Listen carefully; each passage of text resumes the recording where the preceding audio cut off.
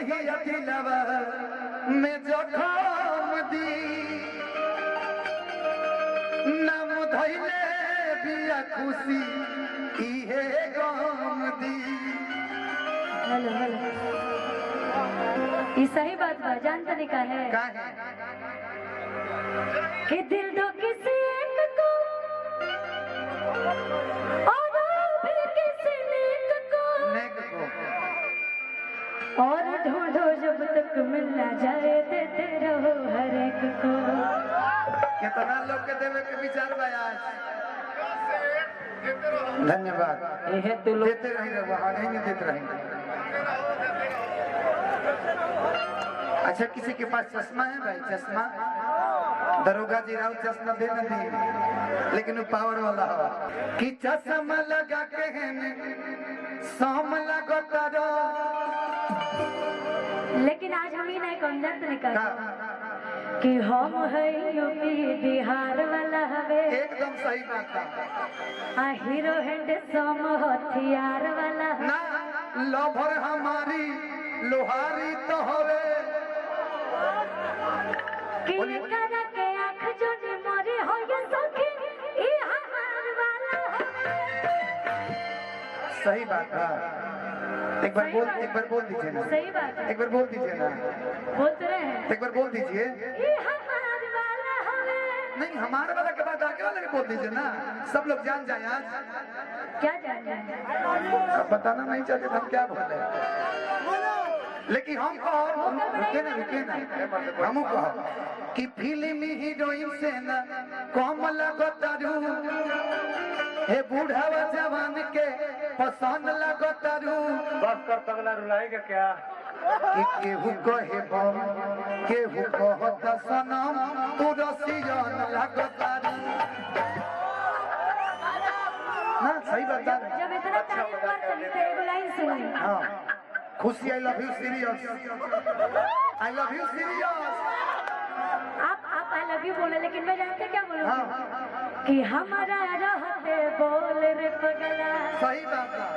बोल रे भाई बात के चिंता बा कि तोरा के खूब हाथ लगा दे जब बोले खुशियाँ लेकिन तोहरे गाना जम गए कि चश्मा लगा के शाम लगो तारो।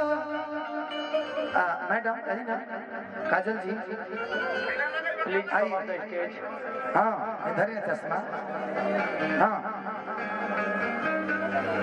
ना ना ना ना ई सब ना अनुपमा जी होकर तो गीत हम गा सकते नहीं कि चल ले चली तो के आगे ना बोलो। हम जानते हैं तो भाग जाए आगे ना बोलो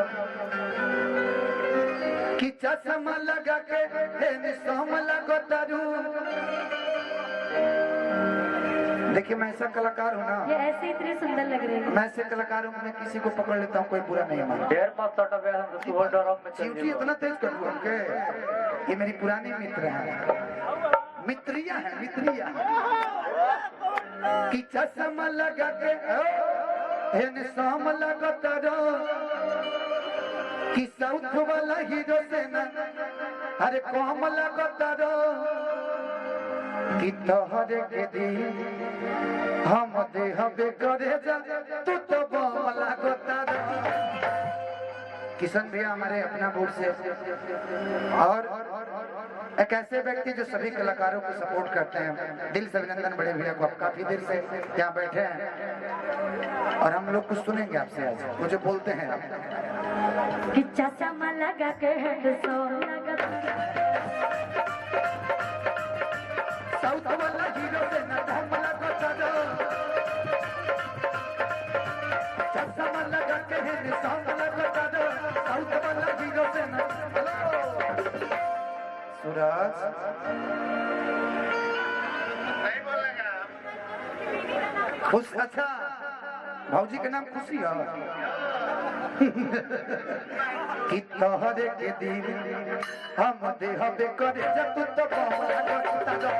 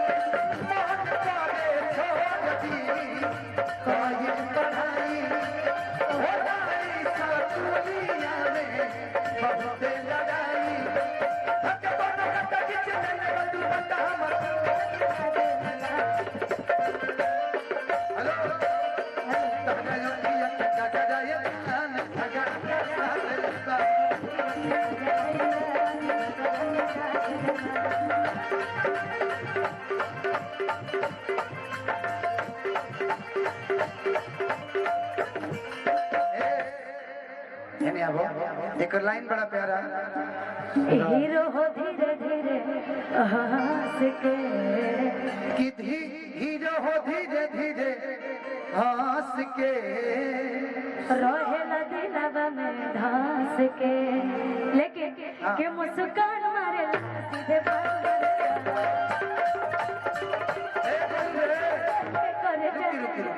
मुस्कान के जब बात आवे ना मुस्कान मारेला त हमरा हौ बात एगो याद आ जाला कि छोड़ी मुस्कान